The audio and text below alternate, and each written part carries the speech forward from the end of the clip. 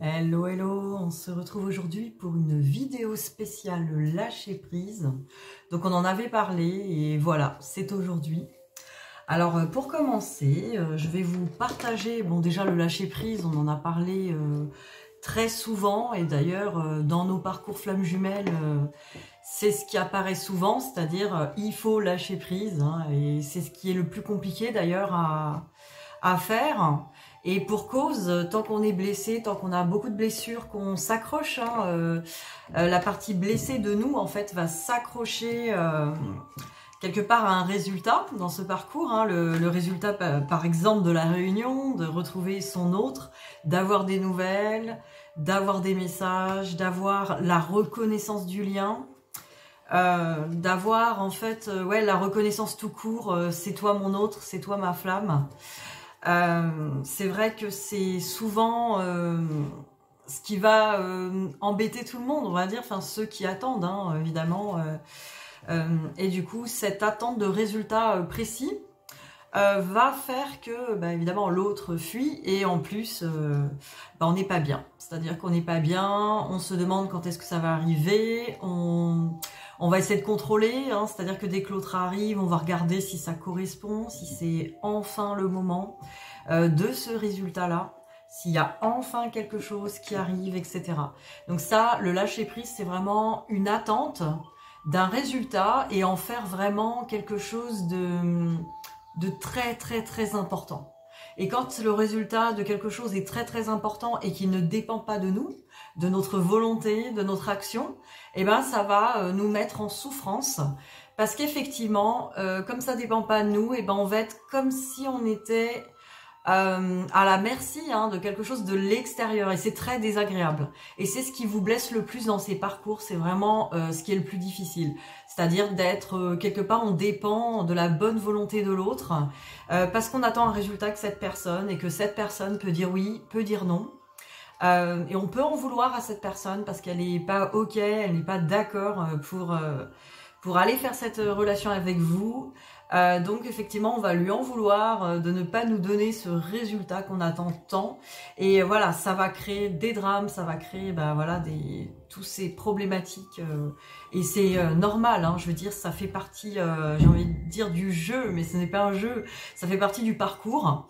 Et c'est pour ça que je voulais parler du lâcher-prise aujourd'hui, qu'on en parle encore et encore à travers des ateliers. Alors dans un premier temps, je vous partage une trouvaille que j'ai faite. Bon, il est à l'envers là, je pense. Donc c'est un livre sur le lâcher-prise, hein, c'est une sorte de cahier. La référence, c'est Lâcher-prise, les cahiers positifs de Laurane Chavel. Voilà, je fais la pub, hein, parce que je le trouve super. Déjà, elle exprime bien... tout ce que c'est que le lâcher prise. Et ce qui est génial, c'est qu'à la fin du livre, on a des petites fiches qu'on peut découper, des fiches pratiques qui nous aident. En tout cas, au fil du livre, on nous donne comme des petites fiches pour avancer. Et du coup, j'en ai découpé pour vous quelques-unes aujourd'hui pour qu'on en partage ensemble. Pour qu'on puisse partager quelques petites fiches ensemble. Alors déjà, si je les retrouve, elles sont là. Donc déjà, j'ai pris une première fiche. Alors évidemment, tout est à l'envers, donc je vais tout vous lire, hein, évidemment. Donc c'est une fiche où on a un personnage avec des petites bulles, des étapes. Et on nous dit quels sont les risques à lâcher prise. Voilà, c'est vraiment, c'était la fiche numéro 1. Donc 4 étapes pour définir ses peurs. Parce qu'en fait, quand on ne lâche pas prise, c'est qu'on a peur de quelque chose. On a peur de ne pas avoir ce qu'on veut, hein. Donc, comme on a peur, voilà, il faut aller chercher la peur. Pourquoi je ne lâche pas prise? J'ai peur de quoi? Il faut aller au bout de ça. Donc, numéro 1, voilà, on est vraiment dans du travail pratique aujourd'hui et on va faire quelques cartes, bien sûr, après. Mais là, vraiment, je voulais vous faire ensemble une sorte d'atelier sur le lâcher prise. Comme ça, on avance ensemble, on est là pour ça. Donc, numéro 1, donc vous pouvez noter sur un cahier, hein, ce que je vous énumère là, c'est si vous achetez pas ce cahier, parce que moi, je ne pousse pas au commerce, hein, mais en tout cas, on va faire ensemble ça. Alors, numéro 1, décrire ses peurs. Donc, vous pouvez prendre un cahier, je décris ma peur. Pourquoi je ne lâche pas prise? Pourquoi ce résultat est si important? De quoi j'ai peur? De quoi j'ai peur? De pas retrouver mon autre, que mon autre ne m'aime pas, que d'être abandonné, de n'être pas reconnu. Voilà, allez voir cette peur, vraiment, c'est l'enfant intérieur évidemment qui s'exprime hein, dans ces peurs. Après, numéro 2, imaginez les pires scénarios. Et oui, carrément, on y va, on va écrire qu'est-ce qui pourrait arriver de pire. Alors évidemment, là aussi, je vous aide au niveau des parcours flammes jumelles. Qu'est-ce qui pourrait arriver de pire? Que l'autre aille se marier ailleurs. Et d'ailleurs, il y en a certains qui le vivent. Il y en a certains où ça leur pend au nez, etc. Donc, ou il y en a certains qui sont déjà même mariés. Ou ça peut être, j'ai peur que mon autre m'oublie ou parte à l'autre bout du monde, ou ne vienne jamais se réunir avec moi, et que ça soit pour une autre vie. Voilà, toutes ces peurs-là qu'on a tous et toutes eues, c'est normal. Donc, imaginez les pires scénarios possibles. Là, on est vraiment dans un truc pour lâcher les peurs. Hein. Donc, décrire les peurs, imaginer les pires scénarios possibles. Numéro 3, trouver des solutions si cela se produit effectivement. Donc, qu'est-ce que ça veut dire? Ça veut dire que si le pire arrive, qu'est-ce que je vais faire? Qu'est-ce que je vais faire là dans ces cas-là? Et après, 4e, déterminer le pourcentage de chances que cela se produise effectivement. Alors, à combien de pourcents le pire va arriver? Alors, je sais que c'est... peut-être vos égos spirituels vont dire oui, il faut jamais penser au pire, ça l'attire, blablabla. C'est la loi de l'attraction, je vais m'attirer la merde. Pas du tout, c'est parce qu'on fait ce travail. Ce travail, il sert... on peut pas que penser positif et faire semblant que tout va bien, on peut pas tout planquer sous le tapis, on peut pas, c'est pour ça que vous lâchez pas prise d'ailleurs, c'est parce qu'on veut que tout le temps tout aille bien, non, tout va bien se passer, mais au fond de moi j'ai peur, mais je veux pas le voir. Là, on affronte vraiment les peurs et on se dit là c'est bon, j'affronte mes peurs, je les regarde en face, je pense au pire du pire de ce qui peut arriver et du coup je regarde comment je pourrais faire face, ce qui va me donner des forces. Je vais me dire, bah oui, s'il m'arrive ça, je vais pas me suicider, je vais pas, même si ça vous paraît catastrophique, honnêtement, vous verrez que vous avez des ressources en vous et que de toute façon, vous ferez face. Et le fait de se dire que j'ai les outils et qu'il y a très peu de chances que ça arrive, etc., que c'est pas sûr, vous verrez que c'est vos peurs, en fait, que ce n'est pas la réalité. Donc voilà, ça c'est vraiment un premier outil que je voulais vous partager, parce que je trouve ça vraiment sympa. Après, j'ai vu la carte Stop. Alors, c'est la carte Stop, c'est marqué S-T-O-P, P, 2P, donc Stop. Alors, c'est quoi le Stop? Voilà, c'est un pense-bête. Là aussi, vous pouvez écrire S-T-O-P-P, et là, vous écrivez, donc la première, le S, c'est Stop. Après, T, temporiser. Alors ça, c'est vraiment quand on a une angoisse ou quelque chose qui arrive, on a vraiment une peur qui arrive, voilà, quelque chose qui est une émotion. Donc, comment on fait? Donc, temporiser. Je respire profondément pendant quelques secondes. On respire. Après, le O, observer. Que se passe-t-il dans ma tête et dans mon corps? Donc là, en fait, l'outil Stop est un outil de méditation, c'est-à-dire pour calmer le mental. On est vraiment là quand les pensées négatives arrivent, qu'on n'est pas bien, ou qu'on vient de recevoir un message de notre hôte qui est pas terrible. Voilà, là c'est vraiment le truc d'urgence, le stop. On dit bon, on arrête un peu le mental, il faut absolument qu'on revienne à nous, qu'on revienne dans le moment présent. Donc j'observe que se passe-t-il dans ma tête et dans mon corps. Donc j'observe mes pensées, j'observe les sensations dans mon corps. Ensuite, P, prendre du recul. Donc, je prends du recul, j'identifie ce à quoi je réagis et je rationalise. Qu'est-ce que ça veut dire? Ça veut dire que la partie de nous blessée va s'emballer dans des émotions, des pensées, etc. Je prends du recul, donc au lieu d'être celle qui s'emballe, qui a peur, qui est pas bien, je vais être celle qui regarde la partie de soi qui a peur, qui s'emballe, qui pense des choses. Et là, je vais rationaliser, c'est-à-dire que je vais observer tout ça et je vais dire... Est-ce que tout ceci est vrai? Ou je peux du coup passer par ça, ce qu'on a vu avant, ou je peux dire oui, prendre du recul, dire est-ce que vraiment ce que je suis en train de penser c'est vrai? Quel pourcentage de chance pour que ça arrive? Voilà, on va faire ce petit schéma là de peur. Et aussi vraiment se demander, rationaliser, hein, est-ce que c'est pas un délire dans ma tête, un film? Est-ce que c'est vraiment fondé? Est-ce que c'est vrai? Est-ce que je l'ai vu de mes yeux? Ou est-ce que c'est une supposition? Vous voyez? Et si c'est un message concret, machin, voilà, on peut rationaliser en disant, de toute manière, pour l'instant, c'est l'état actuel des choses, il faut rationaliser que ça ne veut pas dire que tout est foutu, tout est perdu. Voilà, on l'a tous vécu, hein, ces choses-là. Ça veut juste dire que là, au moment présent, il s'est passé quelque chose, on doit l'observer et en tout cas l'accepter. Après, P, passer à l'action. Quelle serait la meilleure action à mettre en place pour avancer? Et ça, c'est une fois qu'on a fait tout ça, qu'on a accepté les choses, qu'on a pris du recul, qu'on a calmé le mental, qu'on a bien respiré. Là, quelle est l'action que je peux faire ici et maintenant avec ça? Donc, s'il n'y a pas d'action pour changer les choses, je l'accepte, je n'agis pas, mais comment je continue ma vie? Puisque passer à l'action, ça ne veut pas dire actionner pour changer les choses. Là, attention, ça ne veut pas dire ça. L'action, c'est qu'est-ce que je peux faire pour aller mieux, par exemple. Moi, je vis mal un truc, je peux me faire un soin, je peux aller me faire quelque chose qui me détende, me changer les idées, appeler des amis, faire n'importe quoi, en tout cas, qui va me permettre de passer à l'action, une action où moi, ben voilà, je reste pas là figée dans une pensée où je suis mal. Voilà, là, vraiment, ces deux outils vous servent à sortir du drame, hein, à sortir... en sachant que c'est qu'une partie de vous qui vous embarque là-dedans, mais voilà, cette partie-là, on sait qu'elle est très forte quand on est très blessé, c'est normal. En tout cas, n'hésitez pas à me contacter si vous voulez qu'on lâche des choses ensemble, que ça aide à lâcher prise, etc.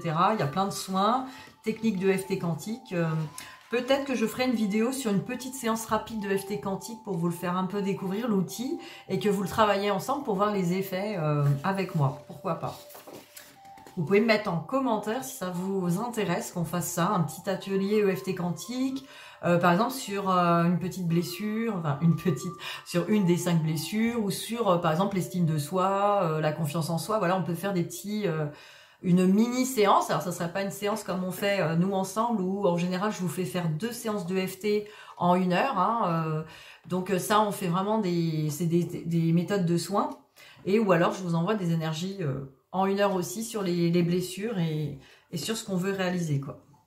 Alors, la carte de l'estime de soi. Alors ça aussi, ça aide bien à lâcher prise, l'estime de soi. Alors là, on a deux personnages. Un qui va commencer à penser à quelque chose à faire et voilà, il va y avoir une réalisation. Donc la première, c'est trouver un sport que j'aime, par exemple. Donc là, on est là. Comment lâcher prise aussi? Comment lâcher prise? Voilà, quand on est trop accroché à un truc, un résultat.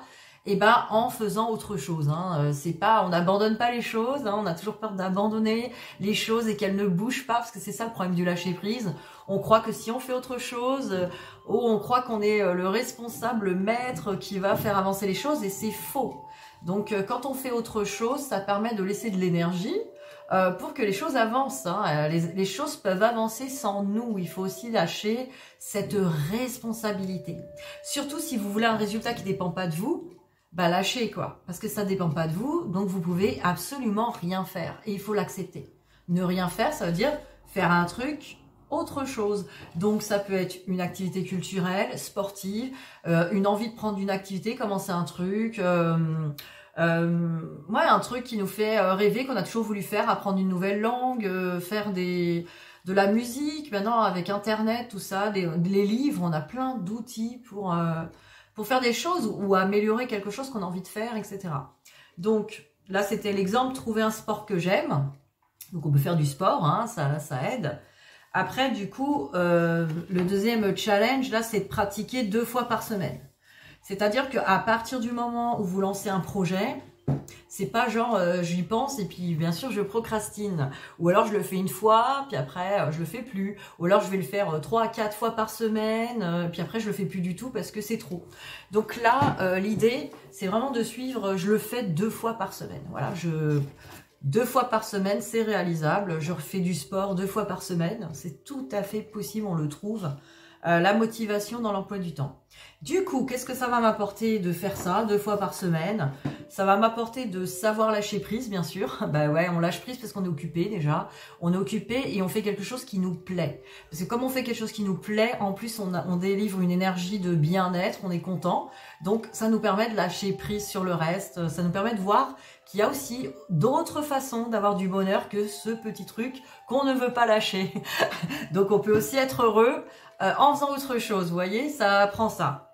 Être épanoui au travail, être sportif par exemple, et être plus sociable. Bah ouais, si on fait une activité, qu'on rencontre des gens, voilà, on va peut-être avoir des nouveaux amis, ça nous permet de nous valoriser nous-mêmes. Tiens, dis donc, qu'est-ce que je suis sociable, qu'est-ce que je suis sympa comme fille quand même, je fais du sport, je rencontre des gens, je suis sportive, dis donc ça y est, du coup j'ai de l'énergie. Et je suis épanouie au travail, voilà, aussi, hein, j'ai la patate, voilà, c'est super. Donc voilà, ces petits outils, j'ai trouvé extraordinaires, hein, c'est pour ça que je vous les fais partager et j'espère que ça vous aidera, tout ça, que vous avez pris des notes. Ensuite, là, c'est les cartes de la gratitude. Alors là, je vais pas toutes les lire, hein, enfin, quoique. En fait, c'est plein de petites cartes, pareil, bon, je pouvais les découper hein, dans ce cahier. Et puis en choisir une, hein, c'est vraiment notre cerveau nous joue des tours. Alors la carte de la gratitude va nous aider hein, à voir aussi qu'on a de la chance, tu vois. En fait, on lâche pas prise. Parce qu'on pense qu'il n'y a que ce truc-là qui va nous apporter du bonheur et tout. La gratitude nous permet aussi de voir que finalement, on a déjà des choses qui font notre bonheur et qui peuvent nous réjouir là maintenant, quoi. Donc, alors je prends la première, 3 choses qui m'ont fait sourire aujourd'hui. Voilà, on fait ça le soir. On prend une petite carte et on se dit, tiens... je vais par exemple marquer 3 choses qui m'ont fait sourire aujourd'hui. Et oui, ma journée, même si j'ai pas ce truc là que j'attends et que je veux pas lâcher prise là, vous voyez ce que je veux dire. Eh ben, il y a quand même des choses qui m'ont fait sourire aujourd'hui. Je n'ai pas eu une journée pourrie, voilà, ça me permet de le voir. Après, il y a quel acte bienveillant ai-je accompli aujourd'hui? Bah ouais, peut-être que j'ai fait, je sais pas, j'ai aidé la voisine, apporté un truc, ou j'ai vraiment, ouais, j'ai vraiment mis des choses en place, etc. Après, 2 choses qui se sont bien passées aujourd'hui. Donc, qu'est-ce qui s'est bien passé aujourd'hui? Voilà, on constate qu'il y a des choses qui se sont bien passées aujourd'hui. Voilà, on ne vit pas que des journées de malheur. Hein. Qu'est-ce qui m'a plu aujourd'hui en dehors du travail? Donc là aussi. Après, qu'est-ce qui m'a plu dans ma journée de travail? Voilà, en fait, on va vraiment faire des bilans. Hein. Qu'est-ce qui me plaît dans ma vie personnelle? Qu'est-ce qui me plaît dans ma vie professionnelle? Après, j'exprime à un proche par oral ou par écrit tout ce que j'admire chez lui. Voilà, ça nous met dans des choses de gratitude hein, et dans des belles énergies. Je raconte à un proche un souvenir heureux et récent. Et après, je planifie, organise un vrai moment pour moi dans les semaines à venir. Donc, je me donne rendez-vous pour faire un moment de bien-être. Alors, on va tirer quelques cartes de lâcher prise. Non, on va déjà regarder avec les miroirs. Quelles sont les énergies là actuelles pour vous hein, au niveau du lâcher prise? Qu'est-ce qui fait que vous ne lâchez pas prise? Oula! Voilà, j'ai disparu. Hein. Alors, qu'est-ce qui fait que vous ne lâchez pas prise hein? Qu'est-ce qui se passe chez vous? Qu'est-ce qui se passe? Qu'est-ce qui se passe?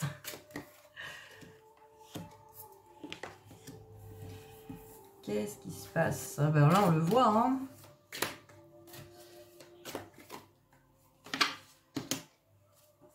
Là, vraiment, ce qui ressort, hein, là, pour ce groupe-là qui regarde cette vidéo, hein, ce qui ressort, c'est quoi là? Pourquoi vous lâchez pas prise? Parce que vous voulez vraiment que ça change. Voilà, vous attendez un changement.